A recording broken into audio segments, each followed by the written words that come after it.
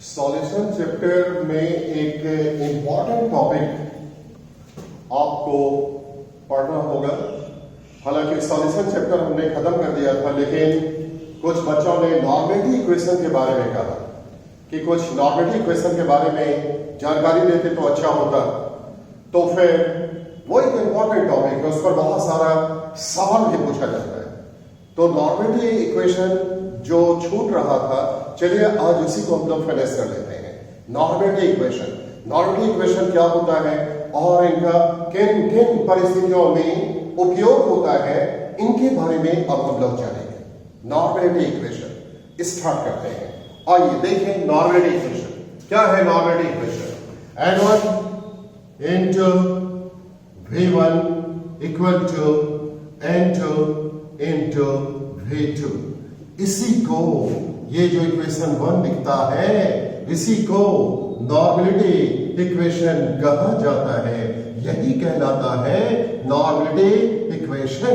लीजिए इसी को हम लोग नॉर्मेलिटी इक्वेशन कहेंगे। N1 into V1 equal to N2 into V2। This is known as normality equation. इसी को बस हम लोग नॉर्मेलिटी इक्वेशन के नाम से पुकारेंगे। अब आप पूछेंगे कि यहां N1 क्या है, V1 क्या है, N2 क्या है, V2 क्या है। देखिए N1 जब 1 दिया गया तो 1 का मतलब होगा पहला सिचुएशन, 2 का मतलब होगा दूसरा सिचुएशन। पहला सिचुएशन में नॉर्मेलिटी क्या है, वो है N1। पहला सिचुएशन में सॉल्यूशन का वॉल्यूम क्या है, वो है V1।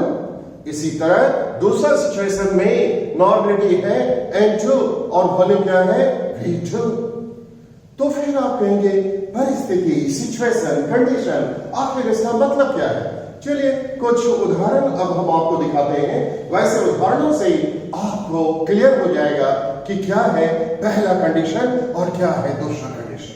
तो कुछ एग्जाम्पल, कुछ केसेस, कुछ डिफरेंट कंडीशंस अब हम लोग डिस्कस करते हैं, जिसके आधार पर आप समझ पाएंगे कि कैसे इनका उपयोग न्यूमेरिकल बनाने के समय किया जा सकता है। तो आइए देखते हैं केस नंबर 1।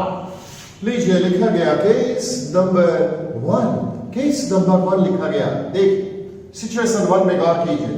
ये रहा एक सॉल्यूशन। ये सॉल्यूशन है और इस सॉल्यूशन में वॉल्यूम है V1 और इस सॉल्यूशन का स्ट्रेंथ नॉर्मेलिटी में है N1। लीजिए N1 दे दिया गया। अब आप क्या कीजिए, इसमें पानी डाल कर इसको पतला कीजिए। जब आप पानी डाल के इस सॉल्यूशन को पतला करते हैं तो इसका मतलब है सॉल्यूशन को डाइल्यूट कर दिया गया। और जब सॉल्यूशन को डाइल्यूट कर दिया गया, पतला हो गया, तो बताइए क्या इसका वॉल्यूम V1 होगा? क्या इसका वॉल्यूम V1 होगा?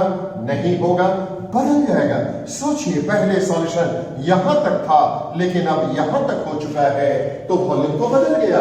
जो आपको दिख रहा है वही आपको कह देना है। तो सॉल्यूशन का वॉल्यूम बदल चुका है और जब सॉल्यूशन का वॉल्यूम बदल गया तो इसका नॉर्मेलिटी में स्ट्रेंथ क्या N1 होगा? नहीं, वो भी बदल जाएगा। सोचिए पहले सॉल्यूशन का वॉल्यूम ये था तो उस समय वॉल्यूम V1, नॉर्मेलिटी में स्ट्रेंथ N1 था। लेकिन अब तो पानी डाल कर आपने इसे पतला कर दिया, वॉल्यूम इसका बदल चुका है। और जब वॉल्यूम बदल गया तो इसका वॉल्यूम हम लोग क्या लेंगे, V2।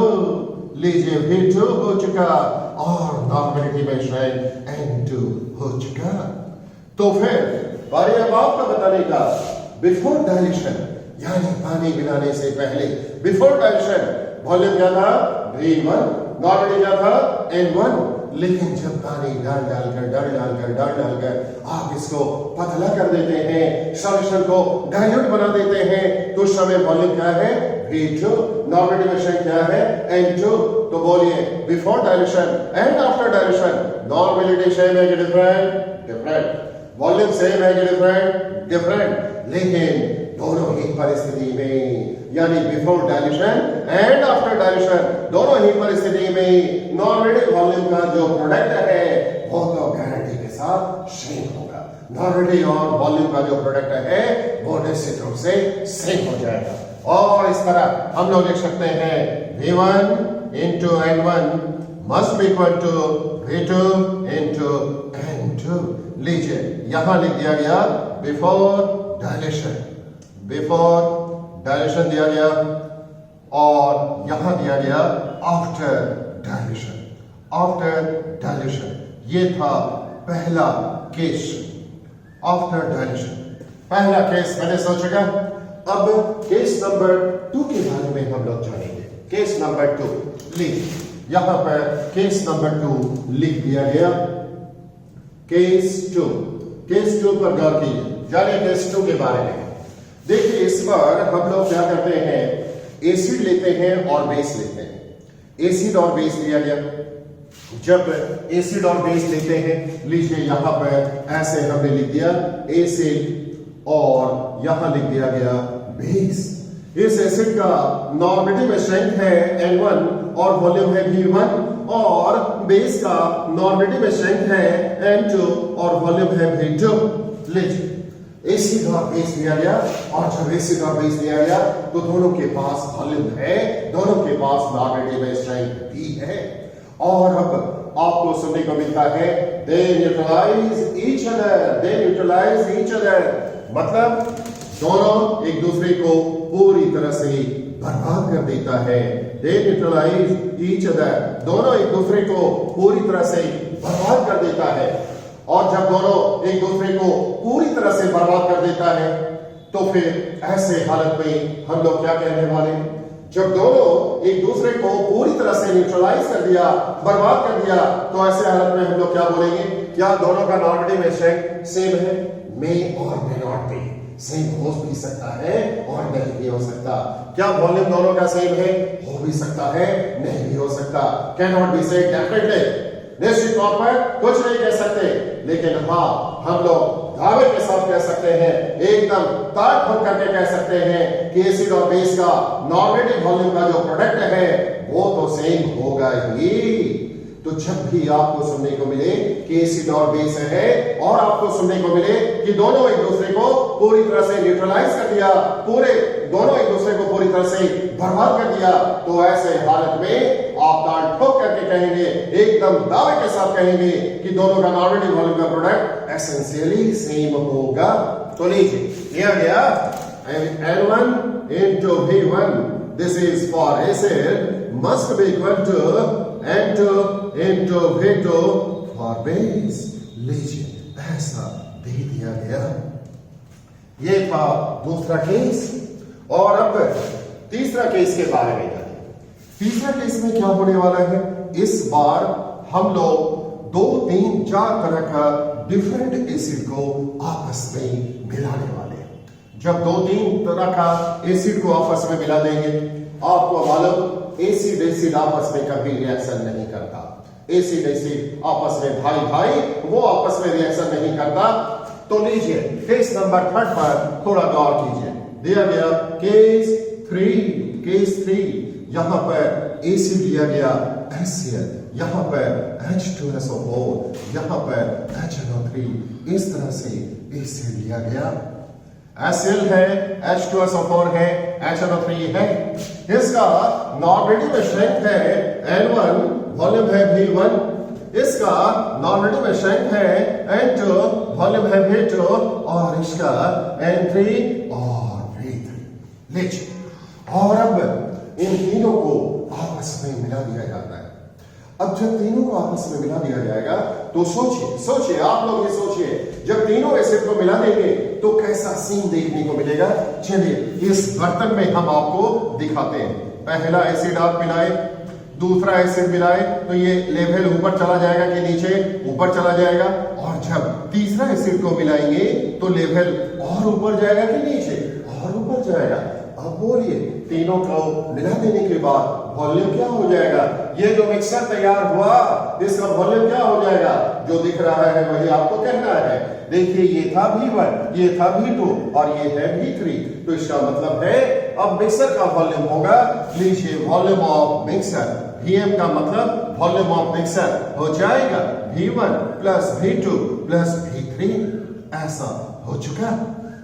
अब आपसे पूछा जाएगा बता इस मिक्सर का नॉर्मलिटी में स्ट्रेंथ क्या होगा, इस मिक्सर का नॉर्मलिटी में स्ट्रेंथ क्या होगा, ऐसा बता।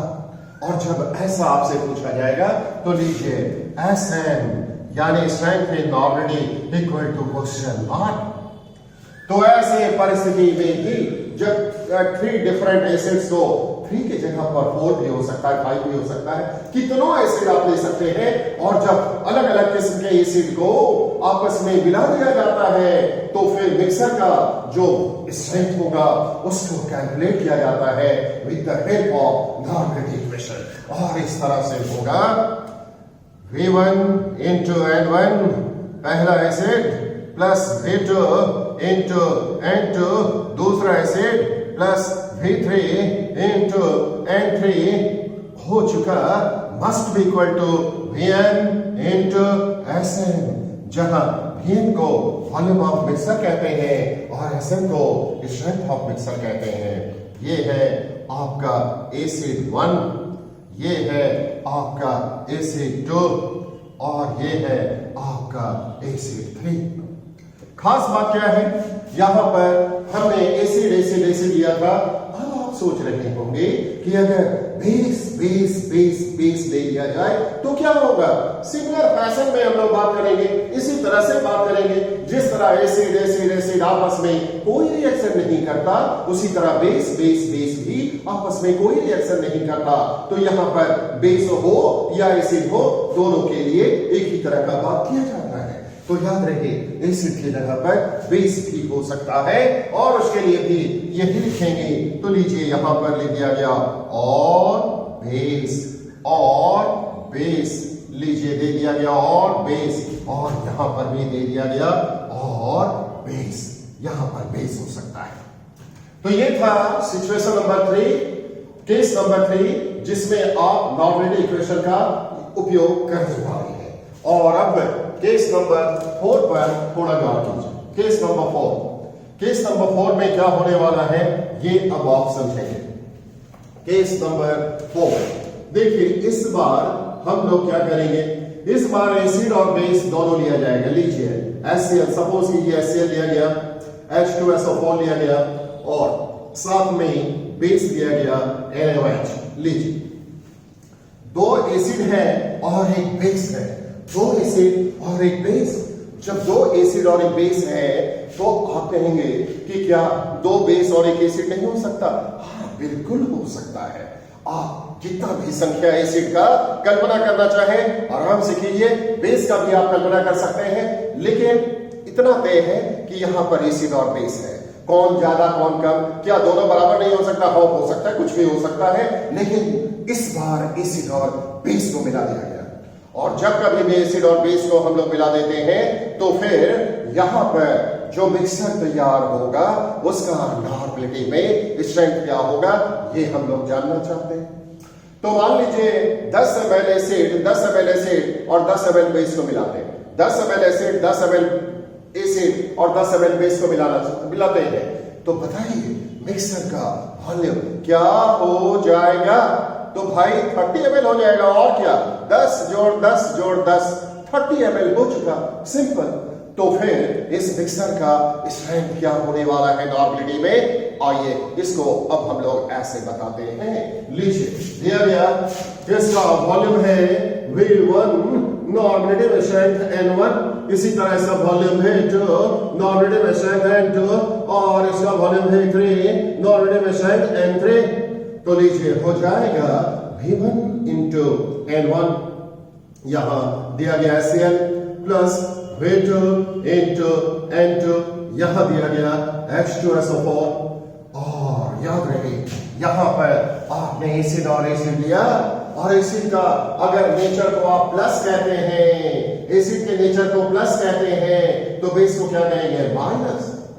आप कहेंगे अगर एसिड का ही माइनस मान ले तो बेस का प्लस कहना पड़ेगा। भाई लड़का को अगर आप प्लस बोलिएगा तो लड़की को क्या बोलिएगा? माइनस। तो जिस तरह लड़का और लड़की बिल्कुल अपोजिट होता है, उसी तरह एसिड और बेस भी बिल्कुल अपोजिट होता है। जिस तरह इलेक्ट्रॉन और प्रोटॉन बिल्कुल अपोजिट होता है, उसी तरह एसिड और बेस भी बिल्कुल अपोजिट होता है।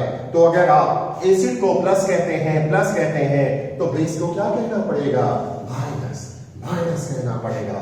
और इस तरह यहां दिया गया minus V3 into N3 base. लीजिए NaOH दिया गया इक्वल टू दिया गया, लीजिए Vm into Sm, जहां Vm क्या हो जाएगा? Volume of mixer. लीजिए वॉल्यूम ऑफ मिक्सर हो जाएगा V1 plus V2 plus V3, और Sm क्या है? Strength of mixer in normality, strength of mixer in normality. तो ये था सिचुएशन। मान लीजिए नॉर्मलिटी का वैल्यू प्लस में निकलता है, तो इसका मतलब है रिजल्टिंग मिक्सर का नेचर कैसा होगा? एसिडिक। इसका मतलब है बेस मारा गया और एसिड बच गया। कल्पना कीजिए नॉर्मलिटी का अगर साइन निकलता है निगेटिव, नॉर्मलिटी का वैल्यू निकलता है निगेटिव, तो इसका मतलब है जो एसिड बेस को मिलाने के बाद जो मिक्सर बनेगा उसके पास नेचर क्या होगा? बेसिक, जस्ट बेसिक हो जाएगा, बेसिक। और इसका मतलब ये हुआ कि एसिड मारा गया और केवल बेस बचा हुआ है।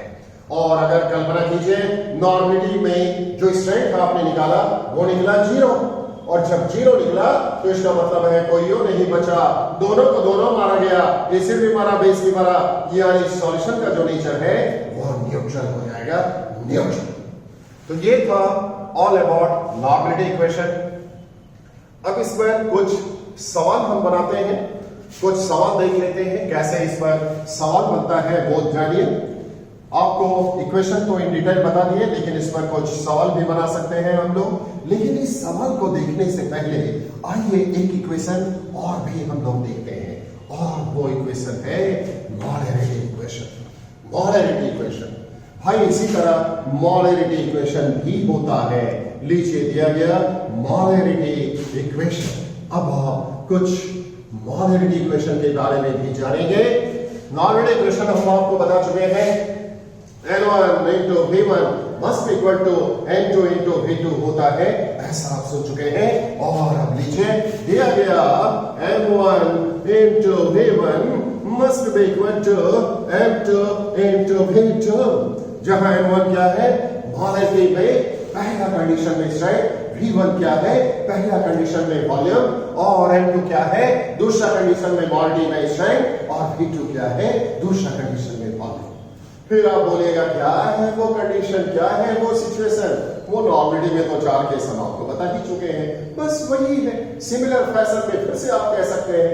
देखिए नॉर्मलिटी इक्वेशन में एक छोटा सा अंतर ये है कि नॉर्मलिटी इक्वेशन का उपयोग हम लोग तभी करेंगे जब सॉल्यूशन का स्ट्रेंथ नॉर्मलिटी में होगा, और जब मोलैरिटी में होगा तो मोलैरिटी इक्वेशन का उपयोग करेंगे।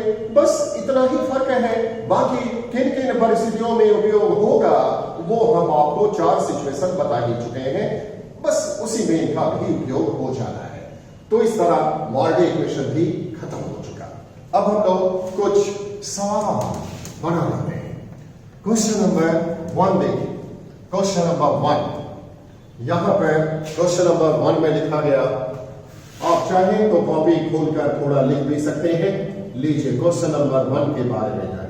यहां पर लीजिए एसिड दिया गया HCl और बेस दिया गया है NaOH, ऐसे दिया गया। क्वेश्चन सेंटर आपको दे देगा, और अब इसका वॉल्यूम है 10 ml और इसका नॉर्मलिटी में स्ट्रेंथ है 2n। इसका वॉल्यूम है 20 ml है, और आपसे पूछा गया बता नॉर्मलिटी में स्ट्रेंथ क्या होगा? नॉर्मलिटी में स्ट्रेंथ क्या होगा जबकि बोथ न्यूट्रलाइजेस ईच अदर, दोनों एक दूसरे को पूरी तरह से न्यूट्रलाइज कर देता है, एक दूसरे को पूरी तरह से बर्बाद कर देता है। तो लीजिए इसमें लिख दिए न्यूट्रलाइजेस ईच अदर। लीजिए लिख दिया गया। ऐसा क्वेश्चन में आपको दिया जाएगा, और जब ऐसा दिया जाएगा तो कहेगा बता इसका नॉर्मलिटी क्या होगा? आप आपने सुना एसिड और बेस है और दोनों एक दूसरे को पूरी तरह से न्यूट्रलाइज करता है, और जब दोनों एक दूसरे को पूरी तरह से न्यूट्रलाइज कर दिया तो निश्चित रूप से क्या होगा, V1 into N1 must be equal to V2 into N2। ऐसा दिया गया, ये है एसिड के लिए और ये है बेस के लिए, ऐसा दे दिया गया। अब बोलिए वॉल्यूम कितना है 10, नॉर्मल स्ट्रेंथ कितना है 2, बराबर यहाँ वॉल्यूम कितना है 20, नॉर्मल स्ट्रेंथ क्या है n, therefore n equal to 1। लीजिए नॉर्मल में स्ट्रेंथ 1 मिल चुका, पहला क्वेश्चन खत्म हो चुका। अब एक और केस पर भी हम सवाल बता देते हैं, उसके बाद जो असाइनमेंट हम आपको देंगे उसमें बहुत सारा इस तरह का प्रॉब्लम देखने को मिलेगा, वो फिर आप लोग अपने से बनाइएगा, दिक्कत होने पर फिर उसका इलाज निकालेंगे हम लोग।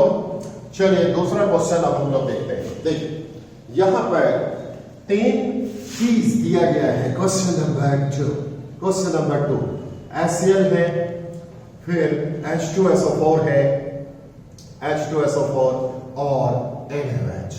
लीजिए ये 3 चीज दिया गया, इसका वॉल्यूम है 10 ml, स्ट्रेंथ है 2n, इसका वॉल्यूम है 20 ml और स्ट्रेंथ है 1n, और इसका वॉल्यूम है 30 ml और नॉर्मली में स्ट्रेंथ क्या होगा ये आपको बता देना है। इन तीनों को मिला दिया गया, देखिए 2 एसिड और एक बेस है, इन तीनों को मिला दिया गया है, और जब तीनों को मिला दिया गया तो अब आपसे पूछा जा रहा है कि जो मिक्सचर बनेगा उसका क्या होगा, नॉर्मलिटी में strength of mixture equal to question mark. Strength of mixture क्या है ये आपको बताना होगा, ये आपको जस्ट बताना है। और यहां लीजिए वॉल्यूम ऑफ मिक्सचर हो गया V1 plus V2 plus V3, ऐसा दे दिया गया। V1 plus V2 plus V3 ऐसा दे दिया गया। इसका वॉल्यूम है 10 plus 20 plus 30 equal to 60 ml, 60 ml। लीजिए मिक्सर का वॉल्यूम 60 ml हो चुका। अब इसका मिक्सर का स्ट्रेंथ नॉर्मली में आपको बताना है, तो आपको याद होगा केस नंबर 4 के अनुसार इसको हम लोग सॉल्व करेंगे। 2 मिनट पहले केस नंबर 4 हम आपको दिखा चुके हैं। तो नीचे दिया गया V1 into N1, ये किसके लिए लिखा गया HCl के लिए, प्लस V2 into N2, ये किसके लिए लिखा गया H2SO4, प्लस लीजिए प्लस नहीं बल्कि माइनस देंगे क्योंकि बेस है। एसिड के लिए आपने प्लस पसंद किया, प्लस पसंद किया, तो बेस के लिए माइनस पसंद करना ही पड़ेगा। तो लीजिए दिया गया V3 into N3 NaOH, लीजिए NaOH दे दिया गया इक्वल टू हो जाएगा Vn into Sn, जहां Vn को वॉल्यूम ऑफ मिक्सर कहेंगे और Sn क्या है, स्ट्रेंथ ऑफ मिक्सर। अब बच्चों आप लोगों को सभी का वैल्यू पुट करने आता है और Sn भी निकालने आता है, और इस तरह Sn का वैल्यू आपको मिल जाएगा। तो ये था एप्लीकेशन ऑफ नॉर्मलिटी इक्वेशन, आपको मिल चुका है इस पर बेस्ड बहुत सारा क्वेश्चन। अब उसको आप बनाइएगा। बहुत सारे बच्चों ने कंप्लेन किया था कि नहीं बन पा रहा है, नॉर्मलिटी क्वेश्चन पर आता है क्वेश्चन, जिसके लिए हमने आपको इतना बता दिया। अब आपसे बनेगा, बस आज इतना।